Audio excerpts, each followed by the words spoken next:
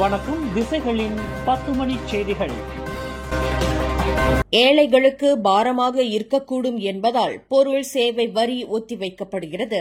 பிரதமர் Anwar Ibrahim அறிவிப்பு. எளிதாகவும் திறமையாகவும் இருந்தாலும் பொருள் சேவை வரியை மீண்டும் அமல்படுத்த அரசாங்கம் தயாராக இல்லை என்று பிரதமர் அன்வார் இப்ராஹிம் கூறினார். ஜிஎஸ்டி என்பது அனைத்து நுகர்வோர் மீதும் வருமானத்தை பொருட்படுத்தாமல் சமமாக விதிக்கப்படும் ஒரு விரிவான வரி என்றும் இது குறைந்த வருமானம் கொண்டவர்களுக்கு சுமையாக இருக்கும் என்றும் அவர் விளக்கினார். மாறாக அரசாங்கம் தற்போது தேர்ந்தெடுக்கப்பட்ட விற்பனை சேவை வரியை செயல்படுத்துகிறது. இது அவகாடோ அல்லது காட்மீன் போன்ற விலையுயர்ந்த இறக்குமதி செய்யப்பட்ட பொருட்களுக்கு வரி விதிக்கிறது. இந்த வரி வருவாயை மருத்துவமனைகள், பள்ளிகள், நாட்டின் பாதுகாப்பு போன்ற உள்கட்டமைப்பை மேம்படுத்த பயன்படுத்தலாம் என்று பிரதமர் குறிப்பிட்டார். மக்களின் பிரச்சினைகளை புரிந்து கொள்ள அனைத்து அமைச்சர்கள், மத்திய, மாநில நிலையிலான அரசு உயர் அதிகாரிகள், கொள்கை வகுப்பவர்கள் அனைவரும் அடிக்கடி கள ஆய்வு செய்ய வேண்டும் என பிரதமர் டத்தோஸ்ரீ அன்வார் இப்ராஹிம் வலியுறுத்தியுள்ளார். இதன் மூலம் மக்களின் ஒவ்வொரு பிரச்சினையும் சிறந்த முறையில் கையாளப்படும் என்றும் அவர் கூறினார். பள்ளிகளில் பழுதடைந்த கழிப்பறைகள், உயர்கல்வி நிலையங்களில் இணைய வசதி இல்லாதது போன்ற அடிப்படை பிரச்சினைகள் இன்னும் இருப்பதை அவர் சுட்டிக்காட்டினார். அதிநவீன எதிர்காலத்தை நோக்கி செல்லும் முன் அடிப்படை உள்கட்டமைப்பு பிரச்சினைகள் தீர்க்கப்பட வேண்டும் என்று பிரதமர் வலியுறுத்தினார். அரசாங்கத்தின் முக்கிய கொள்கைகள் அறிவிக்கப்பட்ட 24 மணி நேரத்திற்குள் தகவல் தொடர்புத்துறை அத்தகவல்களை மக்களுக்கு கொண்டு சேர்க்க வேண்டும் என தகவல் தொடர்பு அமைச்சர் டத்தோ ஃபாமி ஃபசில் தெரிவித்துள்ளார். இதன் மூலம் நாடு முழுவதும் உள்ள 1878 மடானி சமூகங்களுக்கும் துல்லியமான, நம்பகமான, விரைவான தகவல்கள் சென்றடைவதை உறுதி செய்யலாம் என்றார். மடானி சமூகங்கள் நம்பகமான தகவல்களை பெறுவதில் முதல் குழுவாக இருப்பதை தகவல் தொடர்புத்துறை உறுதி செய்ய வேண்டும் என்றும் அவர் வலியுறுத்தினார். சமூக ஊடகங்களை ஒரு முதன்மை கருவியாக பயன்படுத்தி தவறான, பொய்யான தகவல்களை தடுத்து சமூக நல்லிணக்கத்தையும் நாட்டின் இறையாண்மையையும் இந்த நடவடிக்கை பாதுகாக்க உதவும் என்றார். 2025-2026 ஆண்டுக்கான பொது உயர்கல்வி நிலையங்களான பொது பல்கலைக்கழகங்கள், பாலிடெக்னிக், சமூக கல்லூரிகள், மாரா உயர்கல்வி பிரிவு ஆகியவற்றில் உயர்கல்வி தொடர்வதற்கான எஸ்பிஎம் மாணவர்களின் விண்ணப்ப முடிவுகள் நாளை ஜூன் 16ஆம் தேதி அறிவிக்கப்பட உள்ளது. மாணவர்கள் தங்கள் முடிவுகளை நாளை நண்பகல் 12 மணி முதல் ஜூன் 25 மாலை 5 மணி வரை அதிகாரப்பூர்வ பல்கலைக்கழக இணையதளங்களிலும் UPU பாக்கெட் செயலி மூலமும் சரிபார்க்கலாம். வெற்றி பெறாத விண்ணப்பதாரர்கள் ஜூன் 16 முதல் 10 நாட்களுக்குள் இணையம் வழியாக மேல்முறையீடு செய்யலாம்.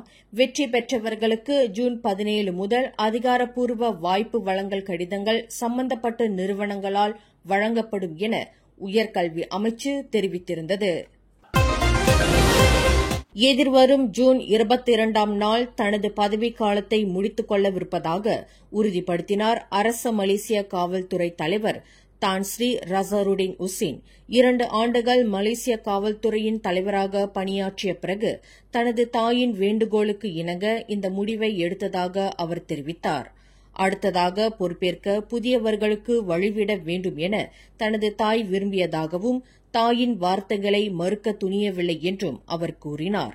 கடந்த 2023 ஜூன் 23ஆம் நாள் அன்று 14வது காவல்துறை தலைவராக நியமிக்கப்பட்ட ரசாருடின் உசேன் 2 ஆண்டுகள் இந்த பொறுப்பில் இருந்தார் என்பது குறிப்பிடத்தக்கது. வீட்டு மேம்பாட்டு சட்டத்தின் கீழ் விற்கப்படும் குடியிருப்பு சொத்துகளுக்கு விற்பனை சேவை வரி விலக்கு அளிக்கப்படுவதை உறுதிப்படுத்தியுள்ளது வீட்டு வசதி ஊராட்சி அமைச்சு. குடியிருப்பு பயன்பாட்டிற்கான அனைத்து குடியிருப்பு கட்டடங்களும் வணிக உரிமையின் கீழ் உள்ள சர்வீஸ் அபார்ட்மெண்ட் உட்பட அவ்வரியிலிருந்து விலக்கு அளிக்கப்படும் என்று அமைச்சர் ngah koming தெரிவித்தார். அடுக்கு வரி பிரச்சினை வணிகங்களுக்கு இடையிலான விலக்கு மூலம் தீர்க்கப்படுகிறது. இது சேவை வரிகள் ஒரே ஒரு மட்டத்தில் மட்டுமே விதிக்கப்படுவதை உறுதி செய்கிறது. மேலும் சிமெண்ட், சரளை, மண் போன்ற அடிப்படை கட்டுமான பொருட்களுக்கு 0% விழுக்காடு விற்பனை வரி தொடர்ந்து பொருந்தும் என ngah koming மேலும் தெரிவித்தார். ஜூன் 1ஆம் தேதி நிலவரப்படி பினாங்கு மாநிலத்தில் 70,000க்கும் மேற்பட்ட அடுக்குமாடி அலகுகளுக்கான வரி நிலுவைத் தொகை 12.5 மில்லியன் ரிங்கெட்டாக அதிகரித்துள்ளதாக பினாங்கு நிலம் தாது பொருட்கள் துறையின் இயக்குநர் டாக்டர் ஃபைசால் கமருடின் தெரிவித்தார். இந்த நிலுவைகளில் பெரும்பாலானவை 2019ஆம் ஆண்டு முதல் நிலுவையில் உள்ளவை. நிலுவைத் தொகையை உடனடியாக செலுத்த தவறினால் 1985ஆம் ஆண்டு அடுக்குமாடி உரிமை சட்டத்தின் கீழ் நோட்டீஸ் வழங்கப்படும் என்றும் 3 மாதங்களுக்குள் பணம் செலுத்தப்படாவிட்டால் பறிமுதல் நடவடிக்கை எடுக்கப்படும் என்றும் அவர் எச்சரித்தார். இளங்கலை முதுகலை பட்டப்படிப்பு திட்டங்களுக்கான பகுப்பாய்வை மேற்கொண்டுள்ளது மலேசிய புத்ரா பல்கலைக்கழகம்.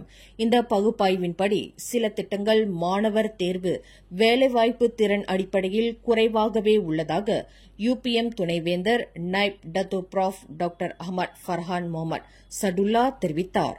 அனைத்து UPM திட்டங்களும் தொழில்நுட்பம், செயற்கை நுண்ணறிவு போன்ற சமீபத்திய அம்சங்களை உள்ளடக்கி தொடர்ந்து மேம்படுத்தப்பட்டு வருகின்றன என்றார். இருப்பினும் செனட் இன்னும் இளங்கலை திட்டங்களில் எதையும் மூட பரிந்துரைக்கவில்லை என்றார்.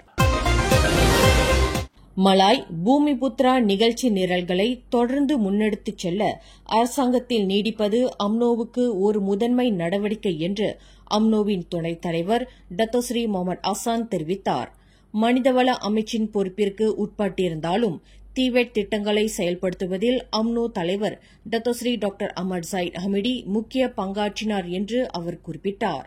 தற்போதைய சிக்கலான அரசியல் சூழ்நிலையை எதிர்கொள்ள கட்சி யதார்த்தமான அணுகுமுறையுடன் வலுப்படுத்தப்படுவதாகவும் 16வது பொதுத் தேர்தலில் வெற்றி பெறக்கூடிய பகுதிகளை அடையாளம் காண்பதில் கவனம் செலுத்துவதாகவும் முகமது அசான் கூறினார்.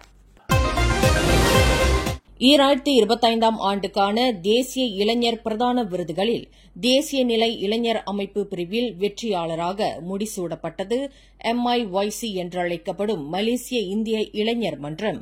இந்த அங்கீகாரம் இளையோர் தலைவர்களை வளர்க்கும் generation rice, lead and serve திட்டம் போன்ற அவர்களின் முக்கிய முயற்சிகளை முன்னிலைப்படுத்துகிறது. 1991இல் நிறுவப்பட்ட MIYC நாடு முழுவதும் 11,900க்கும் மேற்பட்ட உறுப்பினர்களுடன் 123 கிளைகளுடன் நாட்டின் மிகவும் ஒழுங்கமைக்கப்பட்ட முற்போக்கான இளைஞர் அமைப்புகளில் ஒன்றாக வளர்ந்துள்ளது. இந்த விருது நாட்டின் வளர்ச்சிக்கு சிறுபான்மை தலைமை குறிப்பிடத்தக்க பங்கை வகிக்க முடியும் என்பதற்கு ஒரு தெளிவான சான்றாகும் என MIYC தெரிவித்துள்ளது. சிறுமி ஒருவரின் ஆபாச படங்களை பரப்பியதாக கூறப்படும் குரூப் பூடா பூடா ஸ்காலர் 2 என்ற முகநூல் குழு மூடப்பட்டுவிட்டதாக தகவல் தொடர்புத்துறை துணை அமைச்சர் தியோனி சிங் தெரிவித்தார். மலேசிய தகவல் தொடர்பு பல்லுலக ஆணையம் இந்த முகநூல் கணக்கை மூட மெத்தா நிறுவனத்துடன் தொடர்பு கொண்டதாக அவர் கூறினார்.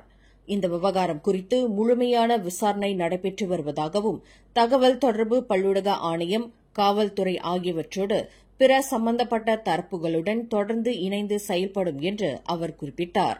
இதற்கிடையில் தொடக்க இடைநிலைப் பள்ளிகளுடன் உயர்கல்வி நிலையங்களை இலக்காக கொண்ட இணைய பாதுகாப்பு பிரச்சாரத்தையும் ஆணையம் செயல்படுத்தி வருகிறது. 10 மாத பெண் குழந்தை ஒன்று குழந்தை பராமரிப்பாளரால் குளிப்பாட்டும் போது தவறி விழுந்து உயிரிழந்தது. இந்த சம்பவம் கடந்த வெள்ளிக்கிழமை மாலை புஞ்ச ஆலாம் பகுதியில் நடந்தது. சுங்கைபுலோ மாவட்ட காவல்துறை தலைவர் சூப்பரிண்டென்டன்ட் முகமது ஹபீஸ் முகமது நூர் குழந்தை மருத்துவமனைக்கு வருவதற்கு முன்னரே மயங்கிய நிலையில் இருந்ததாகவும் சுவாசம் இல்லாததால் சிகிச்சை பலனளிக்கவில்லை என்றும் தெரிவித்தார். இச்சம்பவம் குறித்து குழந்தையின் தாய் அளித்த புகாரின் பேரில் விசாரணை நடைபெற்று வருகிறது. தற்போது திடீர் மரணமாக பதிவு செய்யப்பட்டுள்ள இச்சம்பவம் பிரேத பரிசோதனை அறிக்கை கிடைக்கும் வரை தொடர் விசாரணையில் உள்ளது.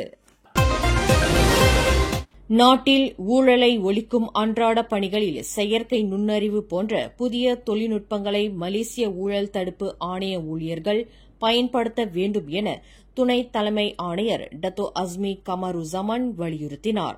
தற்போதைய இணைய யுகத்தில் சிக்கலான ஊழல் குற்றங்களை எதிர்கொள்ள இஃது அவசியம் என்று அவர் கூறினார்.